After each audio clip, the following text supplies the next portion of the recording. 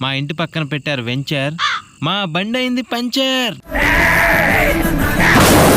దౌర్భాగ్య స్థితిని అయితే ఈ రోజు పరీక్షించుకుంటున్నాం. మా బండి అయితే పంచర్ అయింది, దాన్ని తీసుకురావడానికి పోతున్నాం. ఇదే ఏబిఆర్ కాలేజ్, మనం వెళ్ళే దారిలో అయితే ఉంది. దీని గురించి ఒక మాట. మా వాడు అడిగాడు, అన్న నేను త్వరగా యూకే, లండన్ ఇలాంటి కంట్రీలు వెళ్ళాలంటే ఏం చేయాలంటే ఈ కాలేజీలో చదువుకోవాలరా అని చెప్పాను.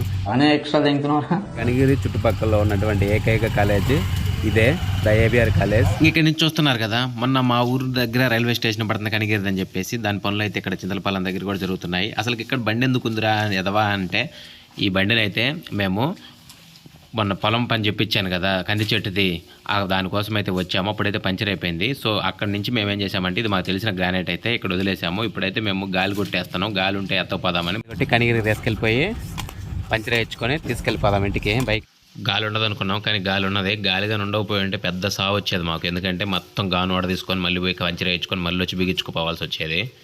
స్టార్ట్ అయితే చేశాను, రయ్యని కనిగిరి పోయటమే, ఇంకెక్కడ ఆగేదే లేదు.